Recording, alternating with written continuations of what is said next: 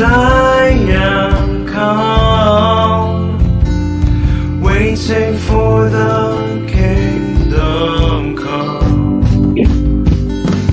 In His name I find, in His name I find, in His name I find the peace.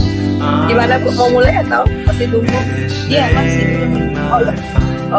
In His name I find, in His name I find the joy I seek.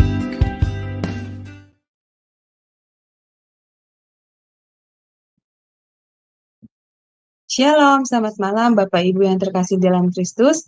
Selamat bertemu kembali pada kelas pembelajaran firman Tuhan di Sema Adonai pada hari Rabu 13 Desember 2023. Yang malam ini temanya adalah Jemaat Philadelphia, Jemaat yang Setia.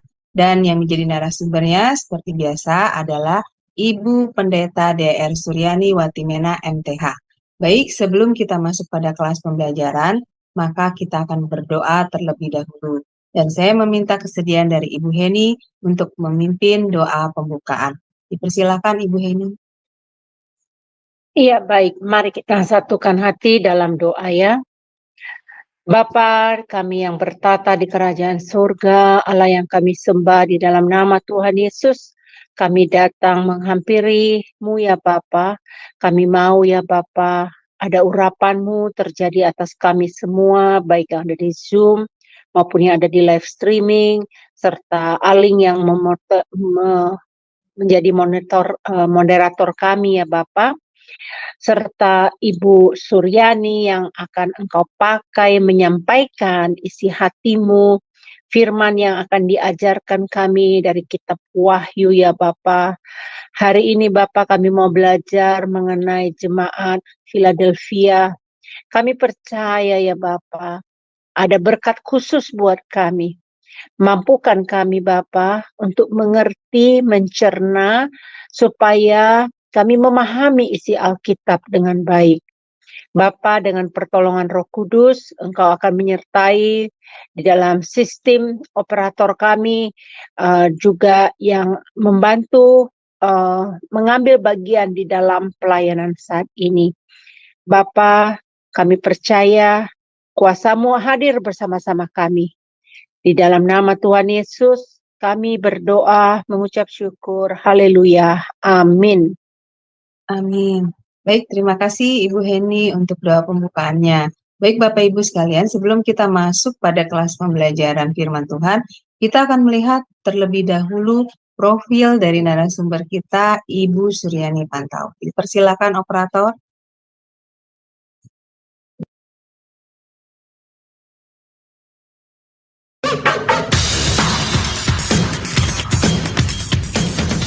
Shalom semua. Pada kesempatan kali ini, Sema Adonai dengan bangga memperkenalkan pengajar kita, Ibu Suryani Watimena. Dan berikut adalah profil singkat dari beliau. Ibu Pendeta Dr. Suryani S. Watimena, MTH, lebih dikenal dengan nama Suryani Pantau. Lahir di Tanjung Uban, 11 Februari 1962.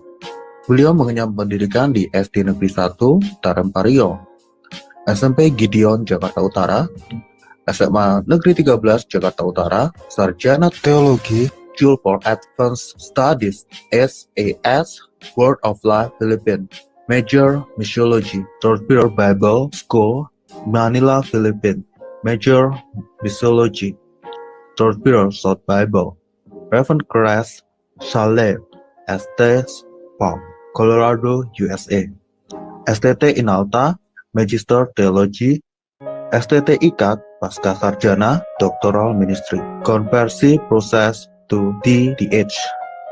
Pengalaman pelayanan.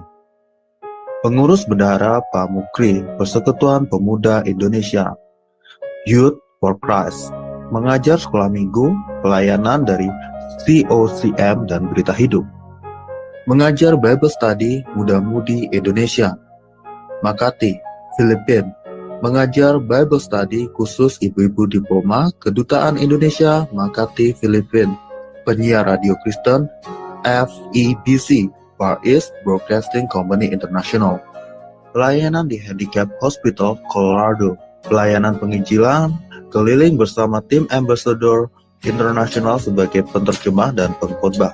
Ditasbih menjadi pendeta oleh Sinode Gereja Kristen Sahabat Indonesia, GKSI. Sekarang jadi GSI, Gereja Sahabat di Indonesia. Mengajar di STT Inalta Jakarta, mengajar di STT Duloh Cilangkap Jakarta, bendahara Yayasan STT Inalta, Gembala Sidang GSI Jemaat Shalom, Ketua Khusus Musik STT Jakarta Yamuger, pengurus BPH Sinode GSI, bendahara umum selama 2 tahun, misionari di Kalbar bersama suami, buka training center sahabat, mengajar di beberapa STT, BMW, Aras Tamar, Eklesia, Katulistiwa, pelayanan penginjilan radio, Landak Bermazmur, penginjilan keliling pedalaman Kalbar, buka jaringan doa wanita, Kabupaten Landak, Plasrek, JDW, Kalbar, balik pindah ke Jakarta, mentor JDW Pulau Kalimantan sampai sekarang, Sekretaris Umum Sinode GSI, Badan Pertimbangan Gembala Sidang GSI, Ukemene, Fasilitator Trainer My Home, anggota Badan Pertimbangan Sinode GS, Gembala Sidang GSI Shalom, Wakil Gembala Gereja RCCG City of David, Jakarta, YouTuber anggota ASTI dengan nama channel Suryani Pantau. Dari Zoom Sema Adonai terus menyuarakan pengajaran firman Tuhan yang membangun iman. Para narasumber pengajar di Zoom Sema Adonai sangat kompeten dan profesional. Kami mengundang Anda bergabung bersama kami di Zoom Sema Adonai. Iya, baik. Terima kasih operator Pak Frans yang sudah menayangkan profil dari Ibu Pendeta Suryani Pantau. Sebelumnya saya akan menyapa terlebih dahulu narasumber kita ya, Bapak Ibu. Shalom, selamat malam Ibu Suryani. Selamat malam, ya puji Tuhan. Iya, baru kelihatan lagi Ibu, kita baru bertemu lagi ya. Iya, bagaimana Ibu kabarnya? Sehat ya Bu? Wah, luar biasa, mantap ya, puji Tuhan. Ya, baik Ibu, saya akan serahkan. Iya, amin. Ya, saya akan serahkan waktu dan tempat pada Ibu ya. Silakan Ibu. Ya, shalom, selamat malam semuanya teman-teman ya. Minggu lalu kita nggak berjumpa dan malam ini kita ketemu lagi ya. Biarlah lewat kebenaran firman Tuhan yang kita pelajari pada hari ini mengokohkan kita sebagai orang-orang yang percaya ya. Dan pada hari ini atau malam ini kita akan belajar mengenai jemaat yang ada di Philadelphia. Jemaat yang setia kepada Tuhan. Kita tadi sudah berdoa ya. Kita baca sekarang Wahyu 3 ayat yang ketiga. Jadi itu adalah Wahyu ini kita akan melihat saudara. Maaf, bukan Wahyu 3 ayat 3. Wahyu 3 ayat yang ke-8 maksud saya ya. Wahyu 3 ayat yang ke-8 ya. Wahyu 3:8 demikian bunyinya. Aku tahu segala pekerjaanmu. Aku telah membuat. Tidak ada yang dapat menutupi. Maaf, saya baca langsung aja di sini ya. Ayat yang ke-8. Aku tahu segala pekerjaanmu. Lihatlah, aku telah membuka pintu-pintu yang tidak dapat ditutup oleh seorang pun. Aku tahu bahwa kekuatanmu tidak seberapa, namun engkau menuruti firmanku dan engkau tidak menyangkal namaku. Wah, ini luar biasa sekali saudara. Jemaat yang ada di Philadelphia ini adalah jemaat yang terkecil dari ke-7 jemaat yang ada di Asia Kecil ya, yang sekarang ini memang terletak di Turki. Jadi Philadelphia dalam bahasa Yunaninya itu artinya adalah kasih sayang. Persaudaraan berasal dari kata philos, kasih, dan kata adelphos itu artinya saudara. Jadi kasih persaudaraan. Ya saudara, dan kota ini dibangun antara tahun 189 sebelum Masehi hingga tahun 138 sebelum Masehi. Nah, mengapa kota ini dinamai Philadelphia, ya, atau kasih persaudaraan? Karena kasih Attalus II terhadap kakaknya Eumenes, ya, yang kedua Raja Pergamus. Jadi kasih persaudaraan, kasih adik terhadap kakaknya, ya. Jadi Philadelphia ini pusat dari penghasilan anggur karena daerahnya subur sekali dan anggur yang luar biasa makmur, dan dewa utama mereka adalah dewa Dionysus atau dewa anggur.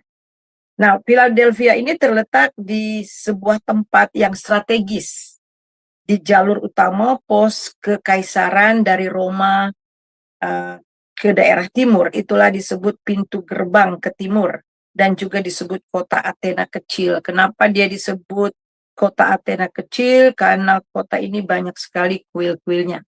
Nah, satu-satunya masalah yang besar di kota itu adalah seringnya terjadi gempa bumi. Jadi Philadelphia berada di atas suatu retakan geologis. Dan pada tahun 17 sebelum Masehi hancur oleh gempa bumi yang sangat hebat. Yang juga menghancurkan kota Sardis dan ke-10 kota lainnya. Nah, sesudah beberapa waktu penduduk menolak kembali untuk ke kota itu dan tetap tinggal di daerah pedesaan di sekitarnya yang disebut tanah terbakar. Saudara, gereja Philadelphia bukanlah gereja yang besar, namun gereja kecil, sederhana, gereja yang tidak mendapat, tapi gereja ini tidak mendapat celaan dari Tuhan sama sekali, sama seperti gereja Smyrna, ya. Juga kita melihat mereka juga sama-sama mendapat tantangan dari orang Yahudi.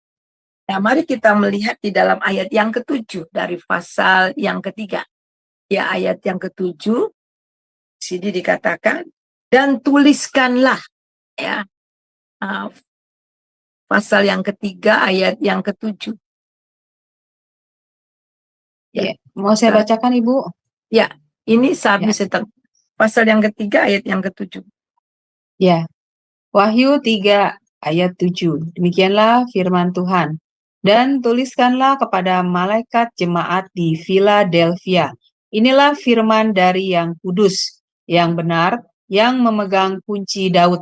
Apabila ia membuka, tidak ada yang dapat menutup. Apabila ia menutup, tidak ada yang dapat membuka. Amin.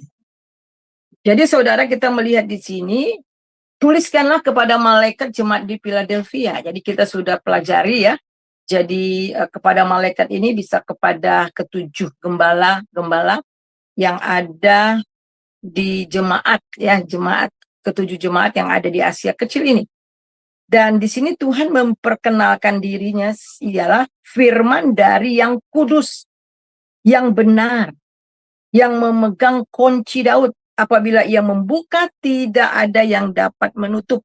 Apabila ia menutup, tidak ada yang membuka. Jadi Tuhan Yesus di sini menyatakan dirinya kepada jemaat Philadelphia, yaitu yang kudus. Saudara, di dunia ini tidak ada yang kudus. Satu-satunya yang kudus, yang tidak bercela itu hanyalah Allah itu sendiri. Jadi ketika dia mengatakan yang kudus, itu berarti dia sendiri itu adalah Allah. Menyatakan bahwa dialah Allah, dialah Tuhan. Karena tidak ada lain yang kudus selain daripada Allah. Tidak ada satupun yang dapat dibandingkan dengan dia. Jadi Yesus Kristus kudus dalam karakternya, dalam perkataannya, dalam perbuatannya. Dan tujuannya sebagai, kita melihat di sini, tujuannya sebagai yang kudus. Jadi Tuhan juga memperkenalkannya juga bukan hanya sebagai yang kudus, tetapi yang benar. Yesus katakan, akulah jalan, kebenaran, dan hidup. Jadi dialah yang benar. Dia yang kudus, dia yang benar, yaitu yang sejati. Jadi hanya Yesus yang berhak, yang mengatakan bahwa dia adalah Allah yang sejati. Jadi di sini menunjukkan bagaimana kita melihat bahwa Tuhan Yesus menunjukkan bahwa dialah Allah. Dialah yang kudus itu, dialah yang benar itu. Coba Bu Aling baca dari 1 Yohanes 5 ayat yang ke-20. Ya, baik Bu. 1 Yohanes 5 ayat yang ke-20. Ya. Ya, demikianlah firman Tuhan. Akan tetapi kita tahu bahwa anak Allah telah datang dan telah mengaruniakan pengertian kepada kita, supaya kita mengenal yang benar dan kita ada di dalam yang benar, di dalam anaknya Yesus Kristus. Dia adalah Allah yang benar dan hidup yang kekal. Ya, Amin. ini jelas sekali ya, saudara. Jadi Tuhan Yesus mengatakan, memperkenalkan dirinya kepada jemaat yang di Philadelphia, menyatakan bahwa dialah yang kudus, dialah yang benar. Itu berarti dialah Tuhan.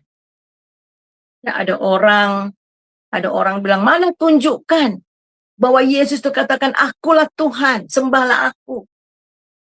Cara dia memperkenalkan dirinya itu, saudara, bukan seperti itu. Tapi betul-betul berdasarkan konsep orang Yahudi. Jadi orang Yahudi tahu ketika dia memperkenalkan dirinya sebagai orang yang kudus dan yang benar, mereka langsung tahu pada saat itu bahwa dialah Tuhan itu sendiri. Nah, di dalam 1 Yohanes 5 ayat yang ke-20, akan tetapi kita tahu bahwa anak Allah telah datang dan telah mengaruniakan pengertian kepada kita. Supaya apa? Kita mengenal yang benar.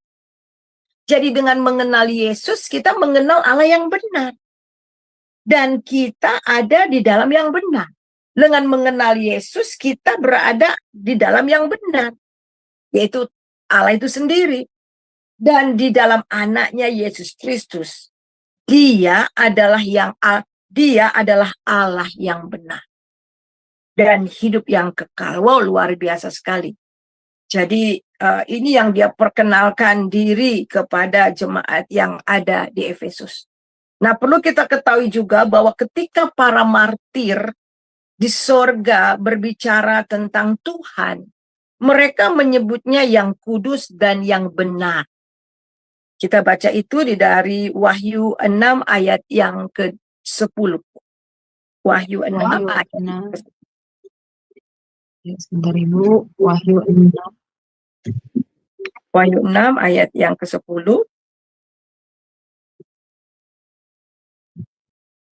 Wahyu 6 ayat yang ke-10. Demikianlah firman Tuhan.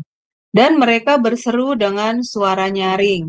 Katanya, berapa lamakah lagi, ya penguasa yang kudus dan benar, engkau tidak menghakimi dan tidak membalaskan darah kami kepada mereka yang diam di bumi? Ya, ini menceritakan bagaimana orang-orang martir, mereka yang terbunuh, yang darahnya tertumpah, dibunuh oleh karena mereka setia kepada Tuhan Yesus sampai akhir hidup mereka. Ketika mereka sampai di surga, di sini dikatakan bahwa mereka mengatakan, menyebut Tuhan itu yang kudus dan yang benar. Mereka berseru dengan suara nyaring, berapa lama lagi? Dia penguasa yang kudus dan benar. Yesus itu adalah penguasa. Kurios, dia adalah Tuhan di atas segala Tuhan. Tuhan di atas segala Tuhan. Jadi kita melihat di sini, Tuhan di atas segala Tuhan. Jadi kita melihat di sini adalah, dialah penguasa, dialah Tuhan. Dia yang kudus dan yang benar. Engkau tidak menghakimi dan tidak membalas darah kami kepada mereka yang diam di bumi. Mereka menyatakan bahwa dia yang kudus, dia yang benar. Jadi Tuhan itu berhak untuk menghakimi dosa. Dan darah mereka menuntut untuk membalas, pembalasan. Nah, saudara, apa yang membedakan darah manusia dengan darah Tuhan Yesus? Kita lihat ketika Habel darahnya tercurah. Dan Tuhan bilang kepada Kain, darah adikmu telah menuntut, telah berteriak menuntut, ya, menuntut pembalasan, menuntut hukuman. Darah manusia yang tercurah Tetapi bagaimana dengan darah Yesus? Ketika darah Yesus tercurah di atas kayu salib, dia katakan, Bapa, ampunilah mereka sebab mereka tidak tahu apa yang mereka perbuat. Darah Yesus yang tercurah itu memberikan pengampunan, memberikan rahmat, yang membawa rahmat, membawa karunia. Jadi karena kasih karunia-Nya, oleh karena darahnya, kita bisa ditebus, kita bisa diampuni. Nah, Tuhan Yesus juga mempunyai otoritas untuk membuka dan menutup. Jadi di dalam ayat yang ke-7, ayat yang ke-8 tadi, di sini dikatakan, aku tahu segala pekerjaanmu. Jadi Tuhan tahu segala pekerjaan daripada jemaat yang ada di Philadelphia.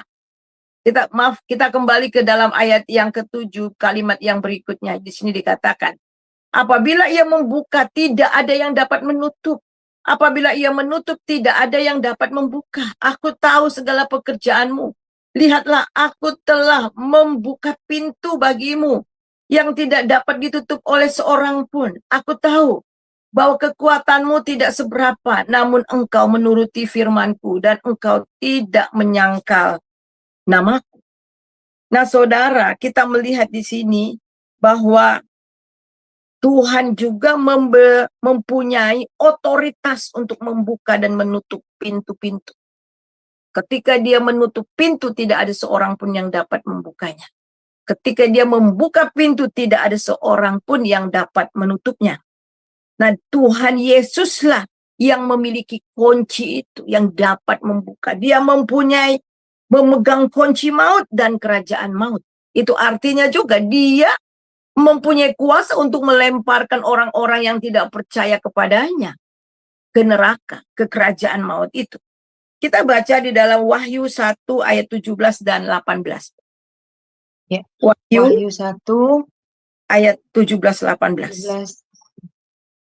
17. Demikianlah firman Tuhan. Ketika aku melihat dia, tersungkurlah aku di depan kakinya, sama seperti orang yang mati.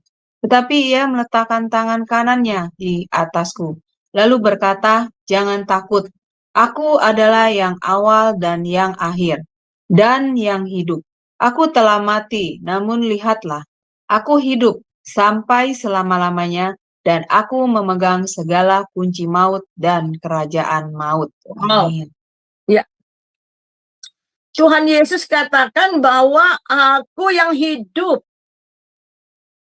Aku telah mati. Memang dia pernah mati 3 hari bangkit. Namun lihat sekarang aku hidup sampai selama-lamanya. Dan aku memegang kunci maut dan kerajaan maut. Jadi Tuhan Yesus yang memegang kunci maut itu dan kerajaan maut itu. Jadi saudara, dia yang berhak untuk saudara. Dia yang berhak untuk melempari orang yang tidak taat, yang namanya tidak tercantum dalam buku kehidupan ke dalam kerajaan maut itu. Dan satu lagi, ketika orang percaya kepada Tuhan Yesus, dia juga yang berkuasa memindahkan orang dari kerajaan maut itu kepada kerajaan terangnya. Dalam perjanjian baru, pintu yang terbuka berbicara tentang kesempatan pelayanan.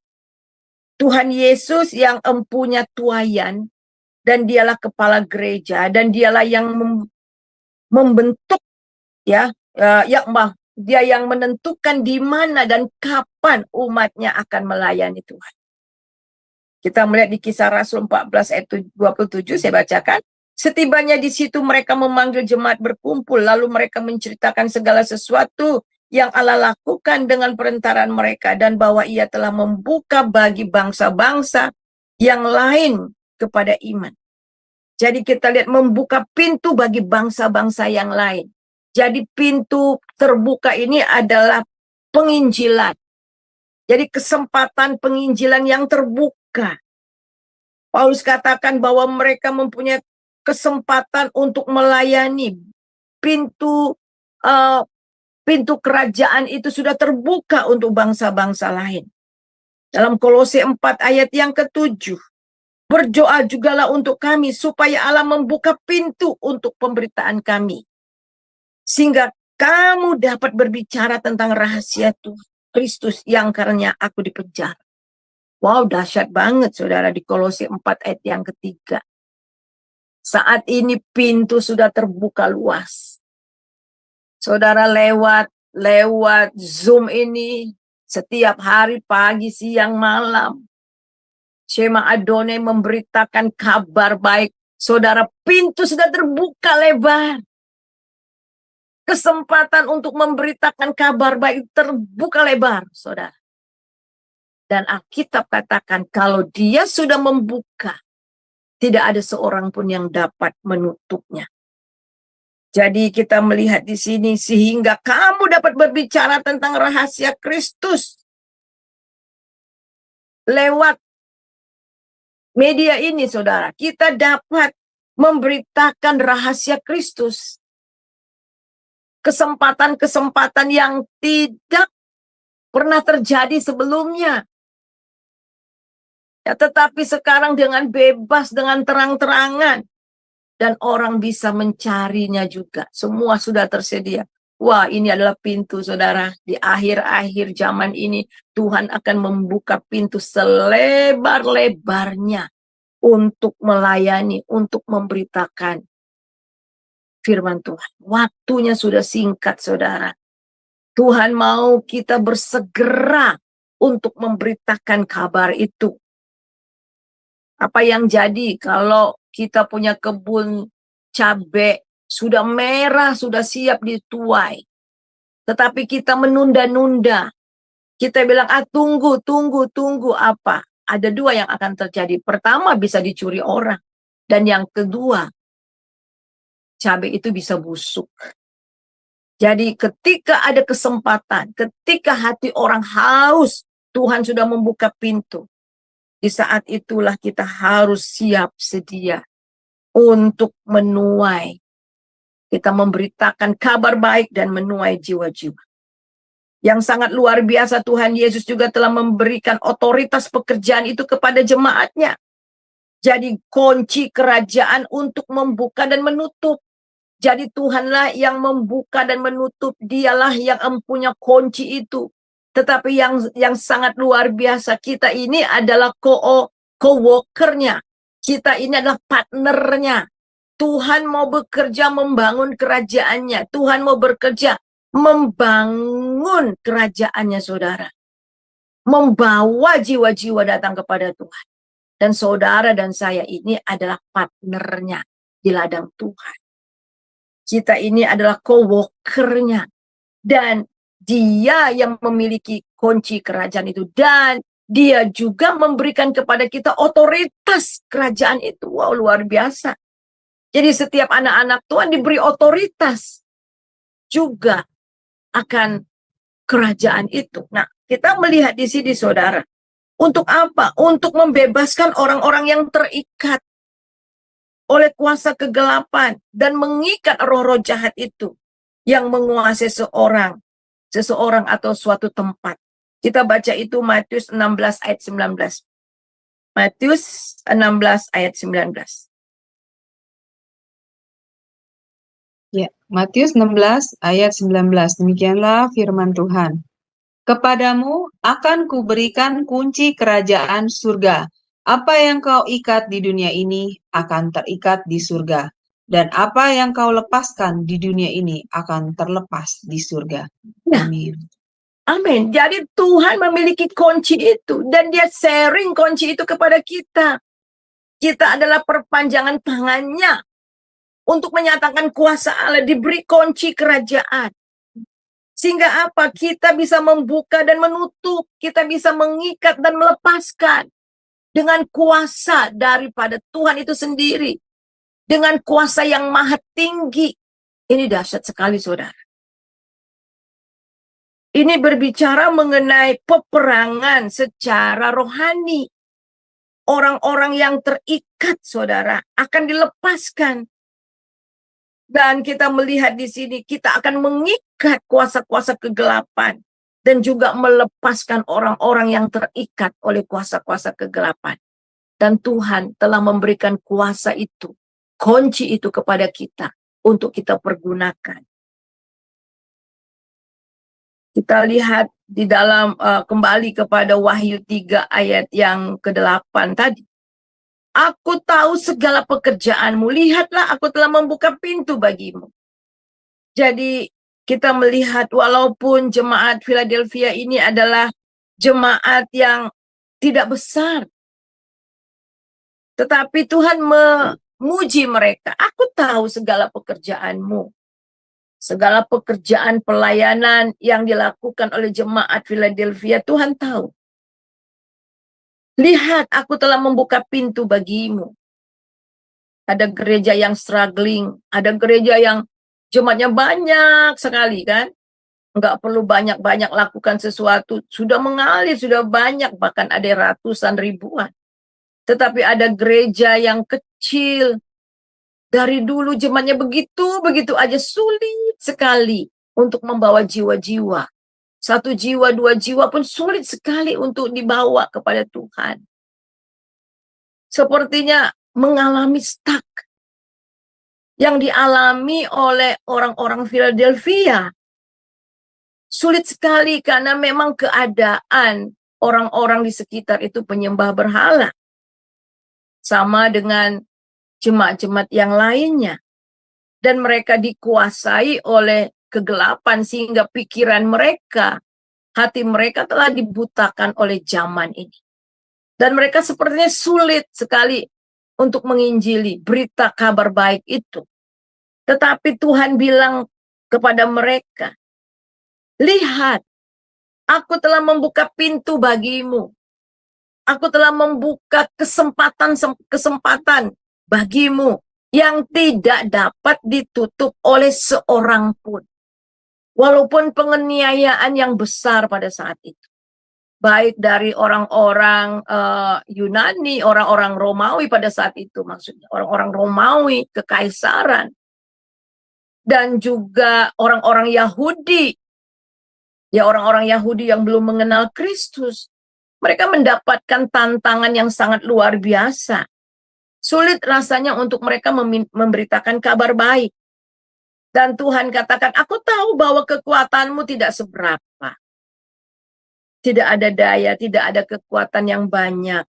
Namun engkau menuruti firmanku dan engkau tidak menyangkal aku. Wow, luar biasa.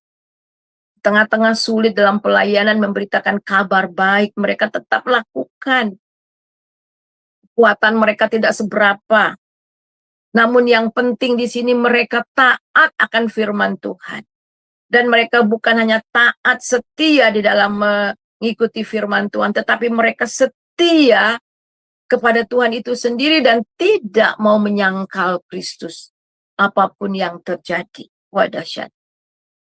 Jadi saudara, Tuhan tahu jerih payah kita. Apa yang saudara sedang lakukan sekarang ini.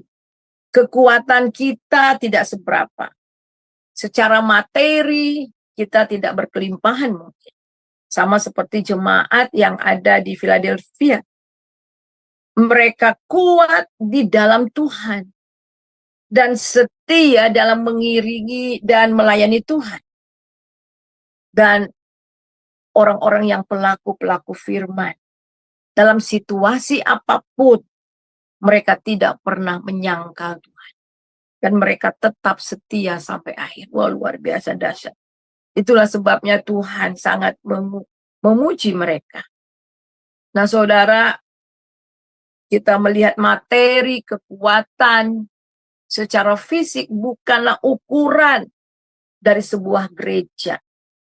Seringkali kita mengukur gereja, kekuatan gereja itu dari berapa banyak jiwa-jiwa yang ada di sana. Ya, secara kuantiti memang seperti itu. Ya, gereja luar biasa dahsyat. Gereja kaya, gereja yang banyak jemaatnya luar biasa secara kuantiti. Tetapi Tuhan tidak hanya melihat itu, saudara. Dia melihat kualitas. Kualitas yang dilakukan oleh jemaat Philadelphia. Kekuatanmu tidak seberapa, namun engkau setia di dalam melakukan firman-Ku dan tidak pernah menyangkal aku dalam situasi apapun, kata Tuhan. Jadi saudara, yang menentukan itu adalah iman kita dan panggilan kita dan untuk taat kepada firman Tuhan. Karena jika Allah memberi perintah, maka Ia juga akan memberi kuasa kepada mereka untuk melakukan perintahnya itu. Jika Tuhan telah membuka pintu, mereka pasti mampu melaluinya, melewatinya, walaupun ada banyak tantangan, ada banyak penganiayaan dari pihak-pihak luar. Jadi rintangan yang kedua adalah perlawanan dari orang-orang Yahudi di kota itu. Jadi bukan hanya dari pemerintahan Romawi, tetapi juga kita melihat mereka mendapatkan rintangan, perlawanan, tantangan dari orang-orang Yahudi. Coba tolong baca Bu di dalam ayat yang ke-9. Ya, baik Bu.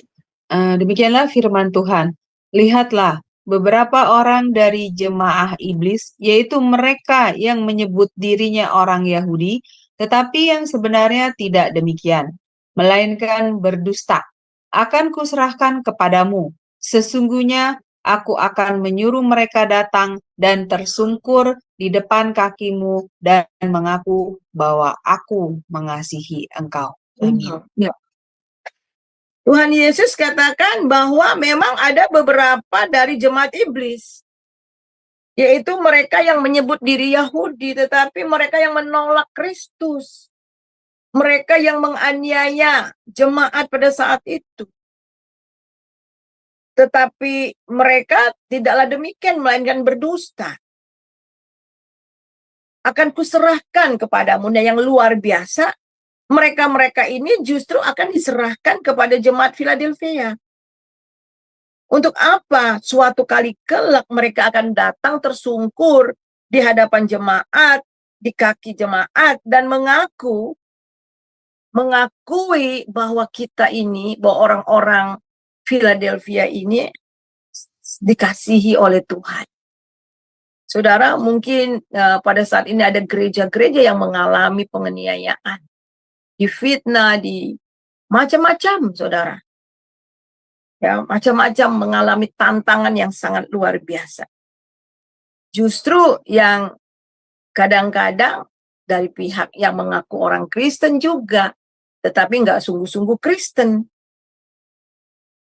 Dan firman Tuhan mengatakan bahwa aku sendiri akan menyuruh mereka tersungkur di kakimu dan mengaku bahwa aku mengasihi engkau. Nah, bagaimana caranya orang Yahudi itu menentang jemaat Philadelphia? Dengan cara bagaimana? Salah satunya adalah dengan mengeluarkan orang percaya dari sinagog. Jadi kita tahu bahwa orang-orang Yahudi itu ada tempat-tempat sembahyang sinagog. Nah, karena orang-orang Yahudi yang sudah percaya, termasuk salah satunya orang-orang Yahudi yang ada di Philadelphia yang sudah percaya kepada Tuhan. Karena mereka memang berdarah orang Yahudi, jadi kebiasaan untuk tetap pergi beribadah sekali-sekali mungkin dalam acara-acara apa? Ke sinagog, ya. Mereka pergi ke sinagog dan berdoa di sana. Tetapi ketika orang-orang Yahudi yang belum mengenal Kristus ini tahu, maka mereka akan dikeluarkan dari komunitas itu. Dan mereka dianggap orang luar lagi. Nah, kemudian senjata lain dengan tuduhan palsu. Ya, dengan tuduhan palsu, karena ini adalah cara yang sering dipakai orang Yahudi yang belum percaya kepada Kristus untuk menyerang orang-orang percaya. Dan ini juga bagaimana waktu Paulus juga diserang dengan cara-cara dengan pakai palsu, tuduhan-tuduhan palsu. Jadi iblis adalah pendakwah dan mereka menggunakan orang-orang religius yang kelihatannya religius untuk membantu mereka dalam menentang dan menyesah anak-anak Tuhan yang ada di Philadelphia. Apakah kondisi yang seperti ini juga terjadi di tempat ini atau di dunia sekarang ini? Walaupun ini adalah kisah 2000 tahun yang lalu, tetapi saudara, kondisi keadaannya tetap sama. Apa yang dulu pernah terjadi, terjadi juga. Ya mungkin kalau di Indonesia kita tidak mendapatkan tantangan berat dari orang-orang gereja atau orang-orang Yahudi ya. Tetapi dari orang-orang yang menganggap dirinya beragama, bertuhan kadang ya, ditentang habis-habisan. Jadi saudara, kita melihat di sini janji Tuhan, jangan khawatir, suatu kali kelak mereka akan datang tersungkur di bawah kaki Tuhan. Nah, tidak mudah untuk bersaksi ya bagi Kristus ketika para pemimpin dalam masyarakat menyebarkan hoaks, dusta tentang gereja, tentang kita. Gereja Smyrna mengalami kesusahan juga sama seperti di Philadelphia. Jadi orang-orang Philadelphia mengalami rintangan dan kesukaran yang sama yang juga dialami oleh Paulus. Paulus yang tadinya penentang, Paulus yang tadinya penganiaya jemaat-jemaat Tuhan yang sudah percaya kepada Kristus. Tetapi ketika dia percaya, bertobat, mengalami perjumpaan dengan Kristus, dia juga akhirnya mengalami penganiayaan apa yang dia pernah lakukan kepada orang-orang yang percaya. Sekarang dia juga alami itu dari pihak-pihak orang-orang Yahudi yang belum percaya kepada Tuhan. Coba kita baca Ibu 1 Korintus 16 ayat yang ke-9. Ya, baik Bu. 1 Korintus 6, 1 Korintus berapa Bu? 16 ayat 9.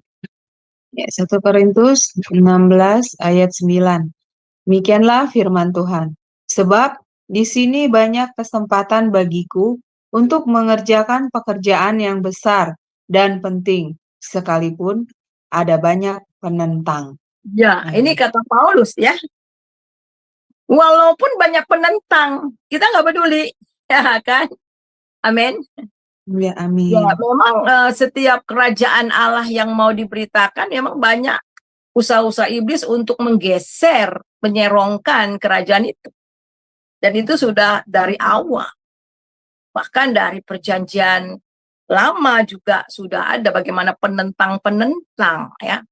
Ketika berita firman Tuhan itu mau disampaikan, orang-orang mau disuruh taat kepada Tuhan. Nah, kata Paulus di sini banyak kesempatan. Kesempatan, pintu sudah terbuka bagiku untuk mengerjakan pekerjaan yang besar dan penting. Sekalipun ada banyak penentang. Sekalipun ada banyak penganiaya. Sekalipun ada banyak pengolok-pengolok, saudara. Diolok-olok. Doesn't matter. Enggak jadi soal, berita kebenaran akan tetap berkumandang. Ya. Berita kebenaran harus tetap disiarkan. Ada kesempatan juga, ada rintangan. Orang-orang yang tidak percaya, ini adalah rintangan bagi jemaat yang ada di Philadelphia. Dan kita melihat bagaimana orang-orang ini tetap melaksanakan pekerjaan pelayan mereka, walaupun kekuatan mereka tidak seberapa, tapi mereka tetap setia untuk melakukan pekerjaan Tuhan. Karena ini adalah kesempatan. Hidup ini adalah kesempatan. Hidup ini untuk melayani Tuhan. Jangan sia-siakan apa yang Tuhan beri. Hidup ini harus jadi berkat ya. Jadi kesempatan. Ketika sekarang nafas kita masih ada, jantung kita masih berdetak, itu adalah kesempatan untuk sungguh-sungguh sama Tuhan. Kesempatan untuk sungguh-sungguh mengabarkan kabar baik itu.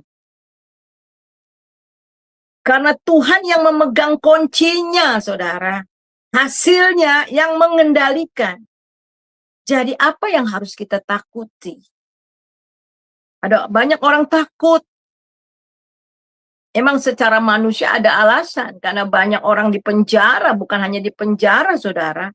Dibunuh menjadi martir oleh karena Kristus. oleh karena iman mereka, oleh karena berita yang mereka sampaikan. Tetapi Alkitab tegas mengatakan apa yang harus kita takutkan kalau Tuhan yang memegang kunci, kalau Tuhan yang mengendalikan. Tidak ada seorang pun yang dapat menutup pintu selama ia membukanya. Itu akan tetap terbuka. Jadi ketakutan, ketidakpercayaan, penundaan menyebabkan gereja kehilangan banyak kesempatan yang telah diberikan Tuhan. Penundaan-penundaan nanti aja, kapan aja, nanti kalau waktunya baik, takut, dan sebagainya. Ya, saudara, kalau kita bersikap seperti ini, ada begitu banyak kesempatan yang hilang. Ada banyak jiwa-jiwa yang akan terhilang. Iman itu datang dari pendengaran akan firman Tuhan. Dan bagaimana mereka bisa mendengar firman Tuhan kalau tidak ada orang yang memberitakannya? Jadi memberitakan kabar baik itu merupakan kesempatan yang istimewa buat kita kerjakan. Kita melihat di dalam Wahyu 3 ayat yang ke-9b-nya, Bu. Bagian akhir. Sesungguhnya, kita coba Ibu baca. Wahyu 3 ayat 9b. Ya, baik. Wahyu 3 ayat 9b. Demikianlah firman Tuhan. Lihatlah, beberapa orang dari jemaah iblis, yaitu mereka yang menyebut dirinya orang Yahudi, tetapi yang sebenarnya tidak demikian, melainkan berdusta, akan kuserahkan kepadamu.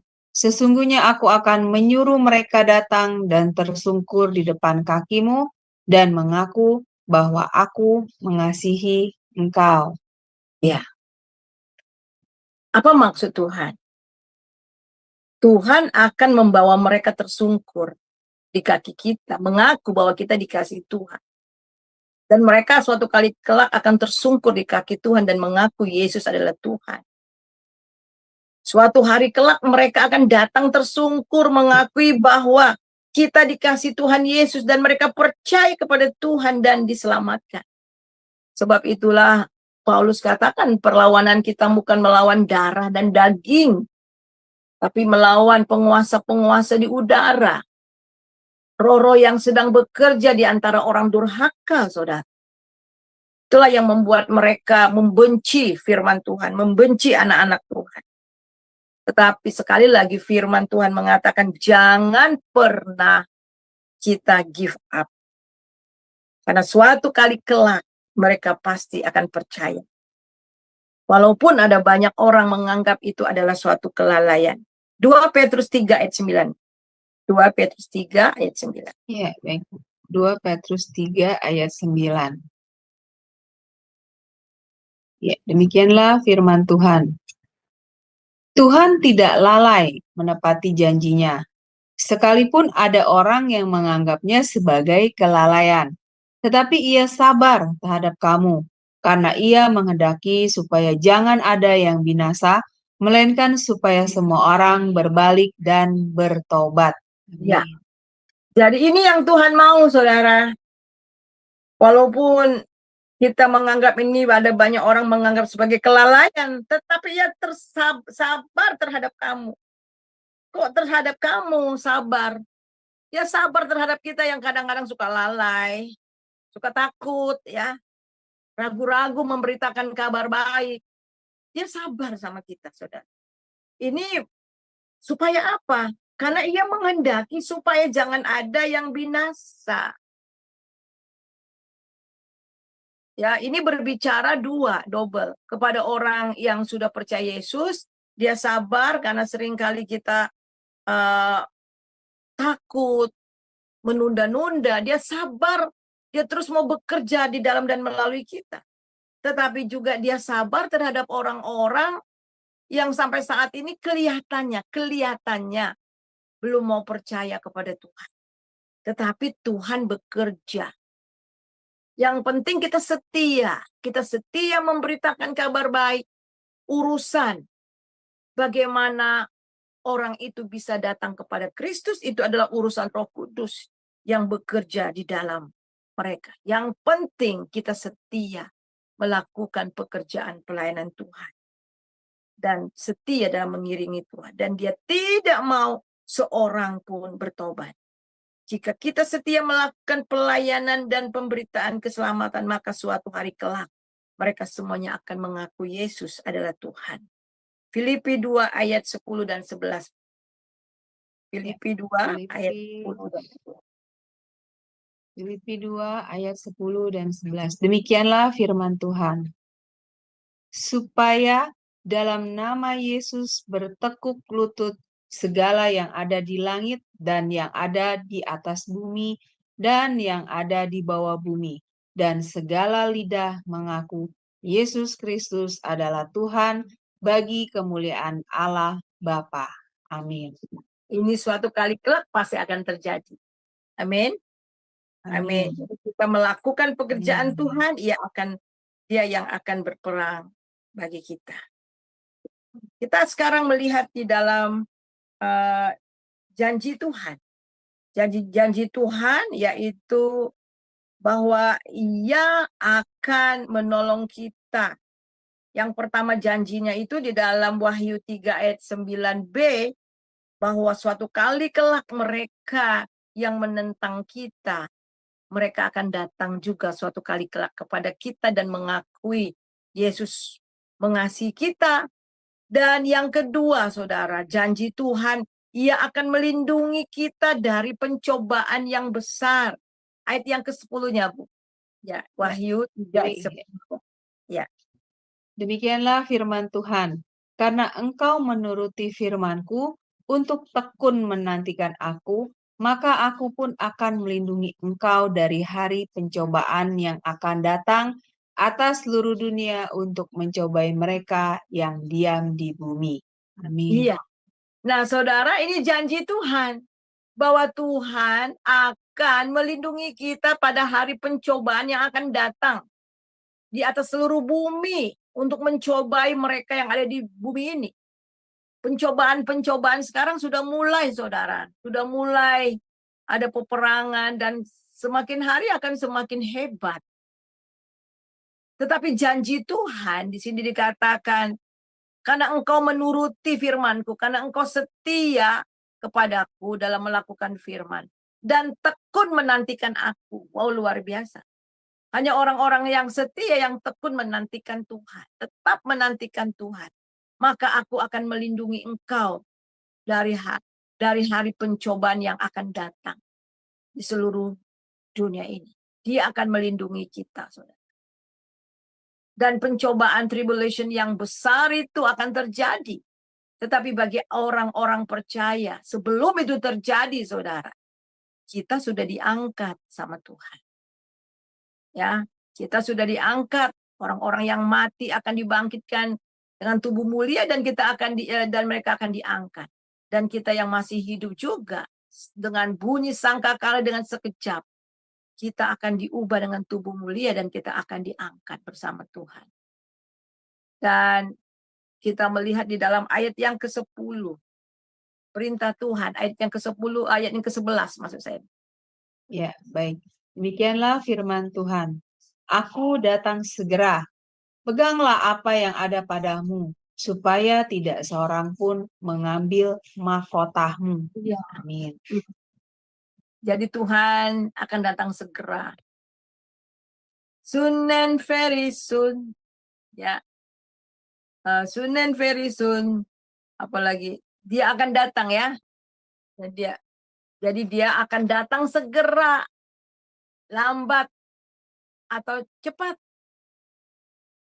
Tetapi kita pegang apa yang ada padamu. Pegang firman Tuhan. Iman dan harapan kita pegang. Kasih kita kepada Tuhan pegang. Supaya tidak ada seorang pun yang dapat mengelabui kita. Sehingga mengambil mahkota kita dari tangan kita. Ayat yang ke-12, Bu. Demikianlah firman Tuhan. Barang siapa menang, ia akan kujadikan soko guru di dalam bait suci Allahku. Dan ia tidak akan keluar lagi dari situ. Dan padanya akan kutuliskan nama Allahku, nama kota Allahku, yaitu Yerusalem baru yang turun dari surga dari Allahku, dan namaku yang baru. Ya. Amin. Jadi saudara, kita lihat di sini ini adalah simbol, ini adalah lambang yang menggambarkan bagaimana kita lihat. Bagi mereka yang menang akan dijadikan soko guru di dalam bait Allah. Ya, menjadi pemimpin dalam bait Allah. Ia tidak akan keluar lagi dari situ. Daripadanya akan kutulis namaku, nama Tuhan. Ya. Nama kota Allah, yaitu Yerusalem baru yang turun dari surga, dari Allahku, dan namaku yang baru. Jadi saudara, ini adalah janji Tuhan yang ketiga, bahwa Dia akan mengokohkan kita.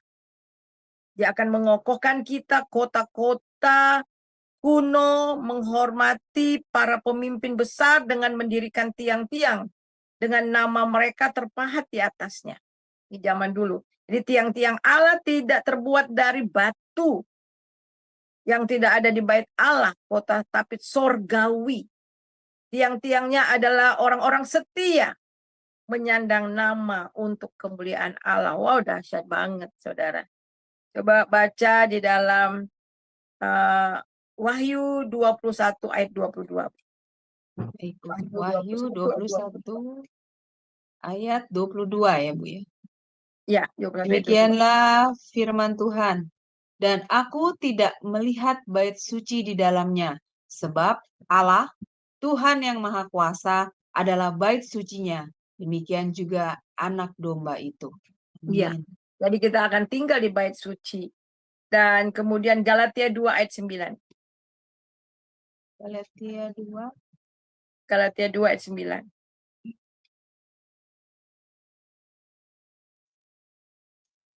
Galatia 2 ayat 9.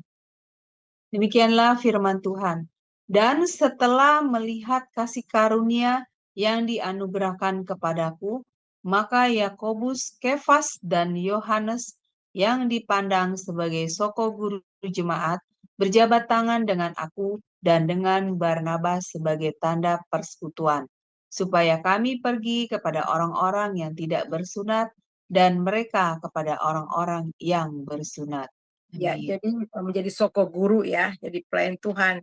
Jadi dalam suatu pengertian yang sangat nyata, gereja masa kini sama seperti gereja di Philadelphia. Karena Allah telah membuka banyak pintu kesempatan di hadapan kita. Jika Ia membuka pintu, kita harus bekerja. Amin. Sekali Amin. lagi, jika Dia sudah membuka kesempatan, kita harus ambil kesempatan itu. Kita harus pergunakan kesempatan itu. Jika Ia menutup pintu, kita harus menunggu. Di atas segalanya kita harus setia kepadanya dan melihat kesempatan bukan rintangan. Jika kita melewatkan kesempatan kita, kita kehilangan upah dan mahkota kita. Dan suatu kali kala kita akan malu di hadapannya. Saudara, setiap kita diberikan kesempatan yang sama. Kita masing-masing diberikan waktu, satu orang, setiap orang diberikan 1 hari 24 jam untuk kita bekerja. Ini adalah kesempatan-kesempatan bagi kita. Dan bukan hanya itu saja, Dia telah memberikan kuasa, kunci kerajaan itu kepada kita untuk kita pergunakan. Itu ada kuasa dalam mulut kita, ada kuasa yang bekerja di dalam mengalu kita untuk mengikat kuasa-kuasa kegelapan yang bekerja dalam diri orang dan melepaskan mereka dari ikatan-ikatan. Dan itu sudah Tuhan berikan kepada kita.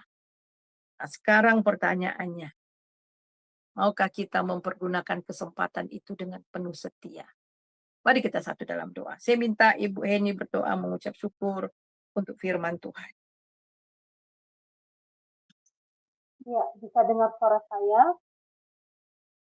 Ya Bu, sudah dengar. Bisa ya? Bisa. Ya. Baik. Mari kita berdoa. Bapa Sorgawi, terima kasih untuk firman Tuhan yang mengajarkan kami Bapa bagaimana kami harus menjadi jemaat-Mu ya Bapa. Biarlah apa yang diajarkan oleh Ibu Pendeta Suryani kepada kami dimampukan Bapa untuk bisa melaksanakannya, mengaplikasikan di zaman sekarang ya Bapa. Itulah harapan-Mu ya Bapa, Engkau ingin jemaat-Mu menjadi jemaat yang setia ya Bapa. Bapa, firman-Mu tidak sia-sia. Biarlah setiap yang mendengarkan firman ini, mereka sadar ya Tuhan, mereka mau berkomitmen, mereka mau Tuhan mengambil keputusan untuk mengikuti ajaran-Mu ya Bapa. Bapa, kami ini adalah anak-anak-Mu. Kami percaya bahwa Engkau berjanji tidak meninggalkan kami. Mari Bapa pegang kami erat-erat ya Bapa, supaya kami tidak jauh dari Engkau, supaya kami ada di dalam jalan kebenaran-Mu. Bapa, terima kasih untuk Ibu Suryani yang telah Engkau pakai Tuhan, memberkati kami ya Bapa. Biarlah berkat-Mu melimpah atas Ibu Pendeta Suryani. Bahkan Tuhan berikan dia kesehatan yang ekstra ya Bapa. Tubuh yang masih lelah, dia baru kembali dari negara Nigeria ya Tuhan. Dan besok dia akan berangkat ke Kalimantan Tuhan, untuk merayakan Natal bersama jemaat di Kalimantan. Tuhan, tolong Tuhan, berikan ekstra kesehatan Tuhan, jaga dia Bapa, dimanapun dia berada. Biarlah setiap langkah hidupnya Tuhan, Tuhan tuntun ya Bapa. Berkati keuangannya Tuhan, berkati segala keberadaannya, bahkan ministrinya ya Bapa. Kami serahkan di dalam tangan kasih-Mu. Bapa, kami percaya firman-Mu akan menjadi rema dalam hidup kami, dan kami aminkan Tuhan firman-Mu ya, dan amin. Sadarkan kami ya Bapa, agar kami menjadi jemaat yang setia ya Bapa. Terima kasih Bapa, di dalam nama Tuhan Yesus kami berdoa. Haleluya. Amin. Amin. Amin, amin. Baik, terima kasih Ibu Heni untuk doanya, dan juga luar biasa Ibu Suryani untuk pemaparan materinya malam ini. Baik, sebelum kita, dan bagi yang ingin bertanya, raise hand atau sharing ya, raise hand terlebih dahulu agar dibuka mute-nya oleh operator kami. Ya, baik Ibu Suryani, luar biasa ya Bu untuk materi malam ini, memberi pengertian Ibu bahwa pelayanan. Jadi saya ini dulu pernah berpikir ketika kita melayani gitu ya Ibu, melayani terus kemudian kita pastikan mendapat ketika memulai suatu pelayanan kita pasti mendapat rintangan, halangan ya Bu. Lalu memang membuat ini ya Ibu jadi down gitu. Jadi kayak aduh kok pelayanan seperti contohnya misalnya buka kelas gitu, buka kelas untuk pembelajaran firman, lalu kemudian kok muridnya nggak bertambah-bertambah gitu Ibu, misalnya cuma 1, 2, 3 gitu, seperti itu ya Bu.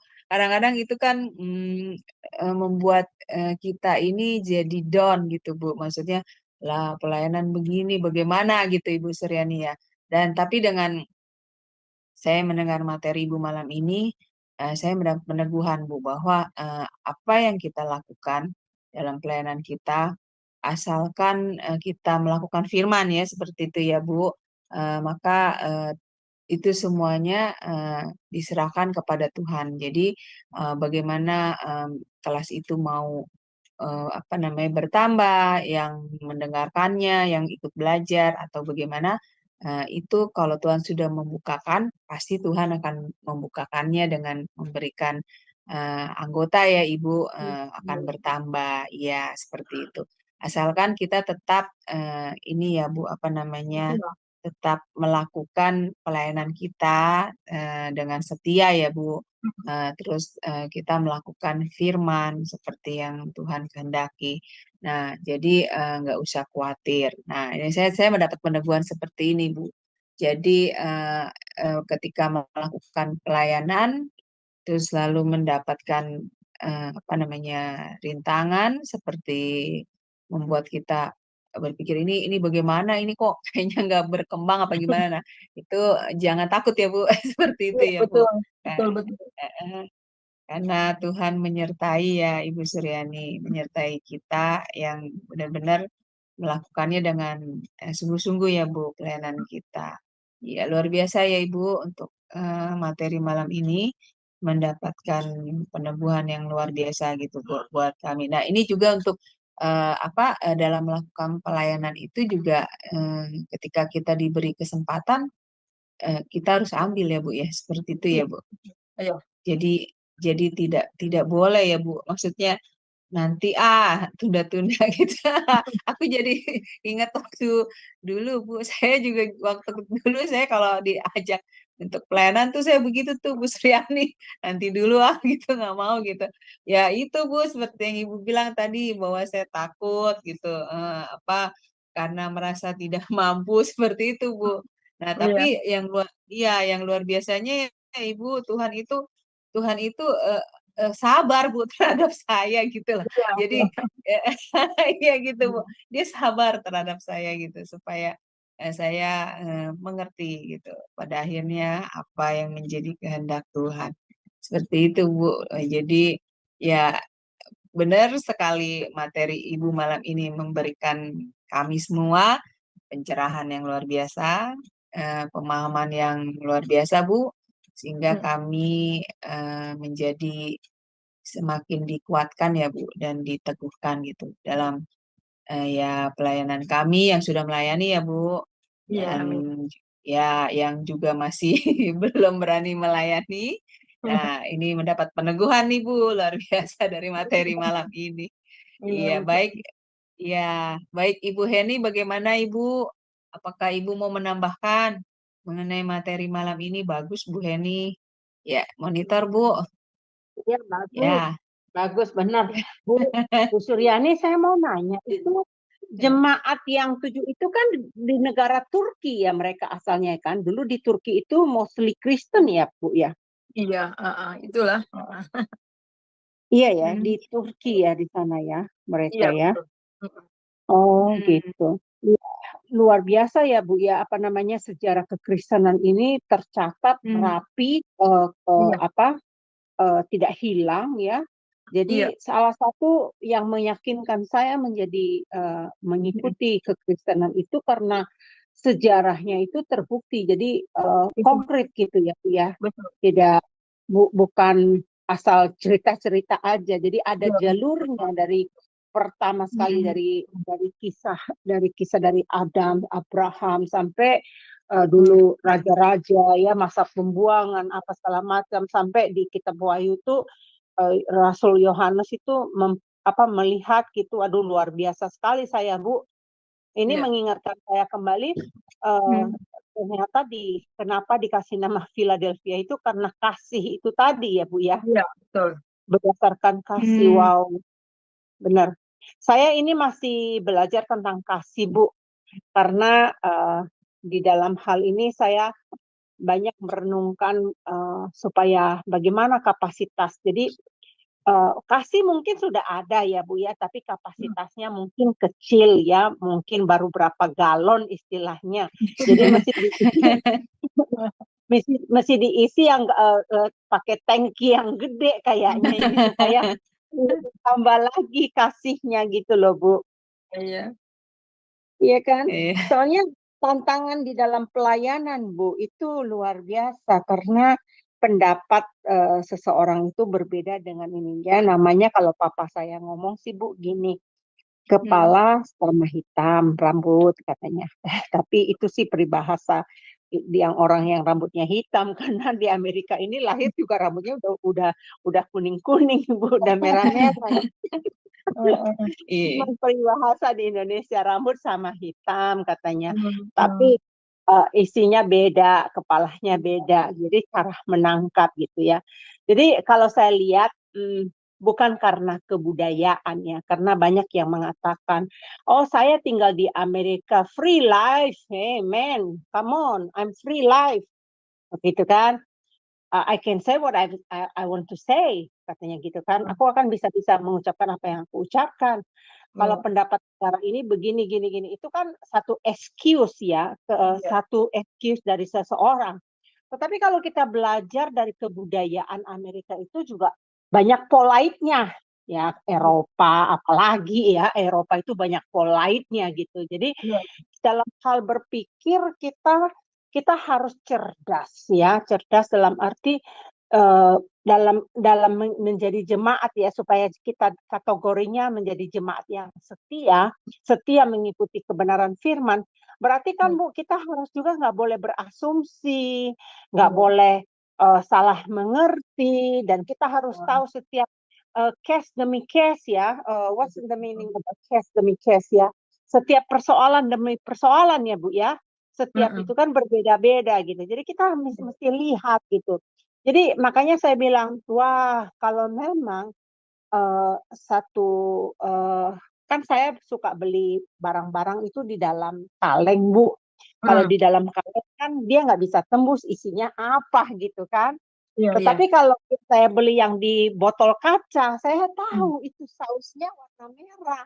Tapi kalau saya beli di kaleng kan saya nggak tahu, cuma dikasih tahu aja bahwa saus tomat itu merah warnanya gitu kan. Nah, itu saya bilang itu memang harus ditingkatkan gitu, kita belajar. Saya mendorong anak-anak Tuhan itu ya, coba belajar bukan kebudayaan negara, bukan kebudayaan keluarga yang kita pertahankan, tetapi bagaimana kita mempertahankan kebudayaan Allah. Allah itu punya kebudayaannya, benar nggak Bu? Iya. Ya, jadi mengukurnya kita bahas itu mengenai budaya kerajaan. Iya, betul. Jadi saya bilang, wah kita jadi anak-anak Tuhan itu kategori yang menjadi kesetiaan itu banyak unsur, banyak aspek yang harus kita benah ya Bu ya. Betul. Dalam hidup kita ya Bu ya. Nah, menurut Ibu zaman sekarang ini Bu, apakah ada orang yang mudah mengikuti menjadi jemaat Philadelphia itu Bu? Apakah ada jemaat? Pasti ada Bu ya. Ada ya, tergantung dari dia mau mengikuti Yesus. Persyaratannya itu ya Bu ya, dia mau ngikutin Yesus nggak? Mau menyangkal diri nggak? Mau pikul salib nggak? Iya kan Bu ya. Nah, ada orang Bu yang saya lihat menjalankan hidupnya gegabah Bu. Gegabah ngerti nggak Bu bahasa Indonesia? Iya. Selebor. Selebor ini. Iya. Asal bertindak, tidak memikirkan ini benar dilakukan atau tidak, gitu kan? Iya, selebor. Mesti lihat apakah ini benar kita lakukan atau tidak, gitu. Jadi harus ada pertimbangan ya. Dulu juga saya seorang selebor Bu. Aduh, kesalahan demi kesalahan saya lakukan Bu. Aduh, sampah semua kayaknya hidup yang lama itu sampah. Bukan berarti saya bilang saya masih benar, sekarang sudah benar Bu. Enggak, proses pemulihan ya, di jemaat sejati itu proses sampai saat ini gitu loh. Dari hari ke hari ada aja Tuhan tegur, Tuhan bentuk supaya benar-benar bisa menjadi jemaat yang setia, jemaat yang betul-betul yang Tuhan mau gitu. Ya itu sulitnya Bu, penyangkalan diri kalau saya bilang. Iya. Bu, kenapa ya Bu ya? Setiap orang yang saya perhatikan Bu, kalau egonya dia bisa belum matikan, dia akan jatuh terus di dalam dosa yang sama Bu. Iya. Ego, benar ya? Kalau orang ini belum masih mau dihargai, mau dipandang, mau apa katanya dia paling benar gitu. Padahal salah yang dia lakukan Bu, salah total. Kalau kita mau jelas dia dan kalau kita mau buka ayat demi ayat, itu benar gugur dia Bu. Cuman kan kita nggak mau berperang Bu, melawan orang seperti demikian, ya kan? Yang harus dikatakan tadi penuh dengan kasih gitu kan, kasih mengalahkan sesuatu, kasih menutupi kesalahan orang lain, kasih begini gitu. Ini saya lagi belajar tentang kasih itu Bu. Lebih bagus saya mengalah daripada saya cocor apa ya? Cocor itu debat Ibu. debat. Iya, Ya mendingan debat. ngalah aja, oh iya deh, apa lu bilang baik itu, ya udah itu aja ikutin gitu. Nah sampai kita berdoa supaya orang ini sadar ya, supaya dia mengerti arti bagaimana menjalani kehidupan ini. Karena di dalam jadi jemaat yang Philadelphia itu juga Bu, Ibu tadi singgungkan bagaimana mereka bersosial life kan Bu, bagaimana mereka mengadakan pertemuan kan Bu. Hmm. Itu kan penting ya Bu. Iya. Iya, itu dia berarti tidak boleh lepas ya Bu ya tentang pertemuan itu ya, tentang kesatuan, tentang bagaimana membaur. Oh iya Bu, mengenai membaur diri Bu.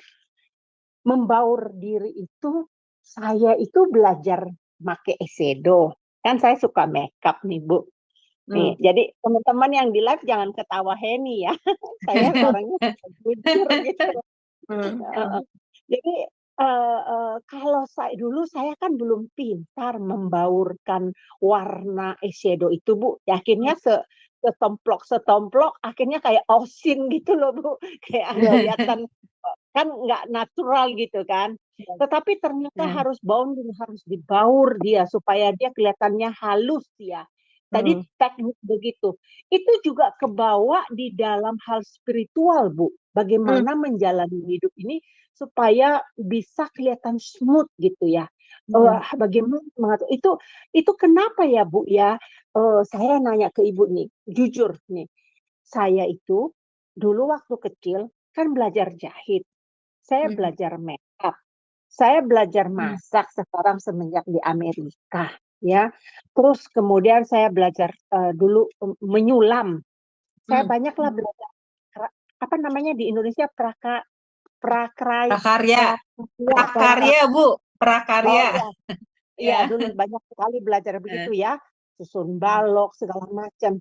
Ternyata saya lagi merenungkan, saya bilang Tuhan, kayaknya orang tua itu ya memang harus memberikan anak-anaknya belajar prakarya karena bisa membuat anak ini nanti besar bisa punya insting ya.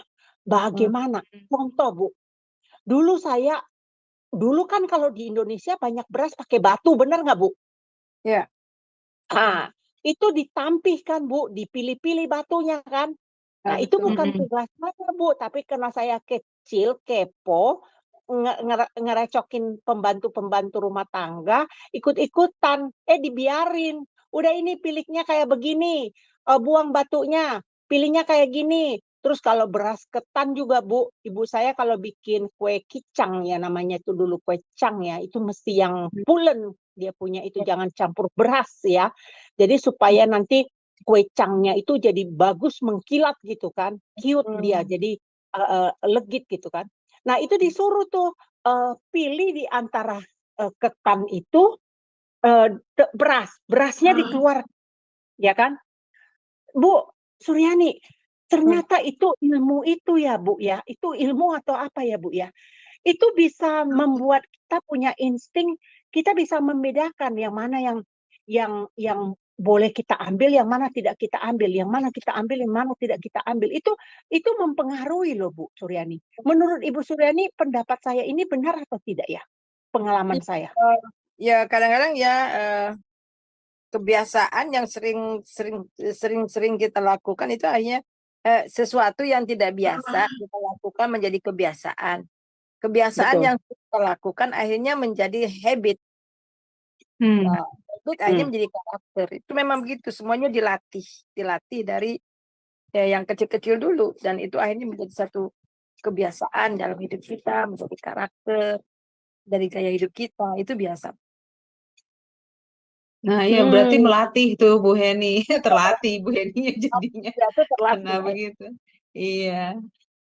Jadi kalau saya menurut pendapat saya, setiap orang tua itu mengajarkan anak-anaknya tuh banyak kan. Kalau orang tua sekarang kan biarin anaknya main game, lu sono main game biar tenang, lu nggak usah godain gue, nggak usah recokin aku, udah main game gitu, ya kan. Nah kalau zaman dulu kan nggak kayak gitu Bu. Permainan zaman dahulu masih kecil itu kan main congkak ya, main bekel. gitu. Ya, Jadi bekel. terus orang tua jadi menyuruhkan anak-anaknya buat ini, buat itu. Dulu saya Bu masih kecil umur 9 tahun saya sudah bisa buat sarang ketupat Bu. Oh, oh. Heeh. Itu Oke. tetangga Bu. Sini sini kamu belajar sini. Nanti kalau kamu nggak begini kamu nggak bisa menikah nanti kalau besar katanya gitu. Jadi kamu harus belajar gitu begini. Terus gimana repot? Ini tangannya begini, kasih begini, kasih begini. Akhirnya bisa bikin ketupat beras, bisa bikin ketupat ketan gitu. Jadi saya rasa ini yang belakangan ini yang ada di benak saya. Wah ternyata keterampilan-keterampilan itu memiliki makna. Kayak Betul. seperti orang tua saya kan buka toko perhiasan, Bu. Jual beli. Jadi kalau kita jual kan kita sudah tahu kadar emasnya ini 22, 24, 23 gitu, 16 karat, 20 karat, kita kan udah tahu kan Bu ya. Tapi kalau kita beli dari orang kan kita mesti uji dulu kan. Nah, itu bapak saya ambil batu, digosok itu emas, terus di apa namanya dikasih air raksa. Dilihat warnanya. Kalau warnanya rada kemerah-merahan, itu waktu berarti emasnya tuh 22-an gitu. Kalau kuningnya bagus gitu, itu 24. Kalau pucat gitu, itu emasnya muda gitu. Jadi saya dilatih untuk itu. Jadi insting itu terbawa ya Bu ya. Apa karena Betul, betul. saya terlatih begitu? Karena di dalam power karakter saya memang terlahir katanya punya karunia kepemimpinan, punya kepekaan lebih tajam. Jadi itu yang sekarang yang menjadi beban yang saya sedang pelajari Bu mengenai diri saya sendiri gitu Bu. Iya. Ya memperlengkapi menjadi jemaat yang setia Bu. Itu tambahan saja Bu. Kita, kerja kita, semuanya itu memang dibentuk dari hal-hal seperti itu, Bu. Ah, iya, Berarti iya, secara tidak langsung Formal dipersiapkan dong Bu ya. keahlian-keahlian iya benar. kalian yang formal juga. Iya, Ling, saya balikin lagi. Thank you, Bu Suryani. Itu memberkati saya. Nanti saya akan dengar ulang, Bu. Ada Iya, poin tadi yang Iya. saya mau catat, yang dari iya. Ibu tadi itu saya mau catat itu. Jadi saya Iya. mau ulang lagi dengar. Iya, thank you, Bu. Thank you, Aling. Ya, terima kasih Bu Heni untuk Nah, itu aja partisipasinya. ya. Iya. Kalau udah betul. nggak ada, karena kebetulan saya besok pagi-pagi sudah harus ke airport. Iya, oke. Ya, sepertinya juga sudah tidak ada yang bertanya, jadi kita Iya. akhiri ya Bu. Kelasnya juga sudah 1,5 jam berjalan. Baik Iya. Ibu Suryani, silakan closing statement-nya, lalu pimpin doa bagi kami ya Ibu Suryani. Ya, dipersilakan Ibu. Iya, jadi saudara yang kekasih, kita belajar dari jemaat yang ada di Philadelphia ya. Bagaimana mereka setia ya. Mereka setia pada Tuhan walaupun kekuatan mereka tidak seberapa.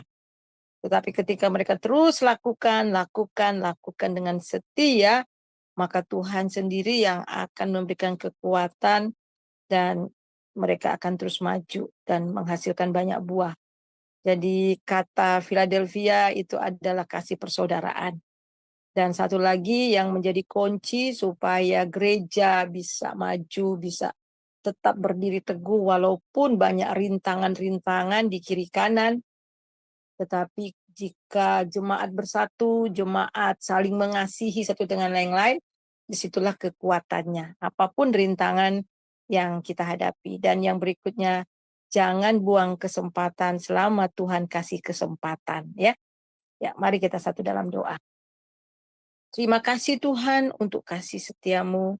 Terima kasih Bapa untuk firman-Mu. Apa yang kami pelajari, kami terapkan dalam kehidupan kami ya Tuhan. Supaya Tuhan tidak melihat berapa kekuatan kami. Tetapi Tuhan melihat bagaimana kesetiaan kami, kesungguhan kami untuk melaksanakan perintah yang Tuhan sudah sediakan, yang sudah Tuhan berikan kepada kami. Dan Engkau sendiri yang akan menggenapinya dan Tuhan sendiri akan menolong kami menggenapi semua apa yang telah Tuhan janjikan. Terima kasih untuk setiap teman-teman yang hadir pada malam ini. Saudara yang kekasih, ialah damai sejahtera sukacita yang melimpah-limpah dari Bapa di dalam Tuhan Yesus Kristus, persekutuan yang manis dalam Roh Kudus senantiasa menyertai saudara, mulai hari ini sampai Maranatha. Haleluya. Amin. Amin. Baik, Ibu, terima kasih untuk pelayanannya yang luar biasa bagi kami. Ya, semoga pelayanan Ibu menjadi berkat lebih lagi bagi orang lainnya, ya Ibu Suryani ya. Terima kasih Ibu. Baik Bapak Ibu sekalian, terima kasih sudah stay bersama kami sampai selarut ini. Kelas ini akan tetap ada di hari Rabu depan di jam yang sama, yaitu di pukul 21.00 waktu Indonesia Barat. Dan kelas ini akan juga diajar oleh Ibu Suryani ya, dengan tema yang lebih menarik lagi. Baik Bapak Ibu, terima kasih. Tuhan, selamat beristirahat. Tuhan berkati. Shalom, shalom.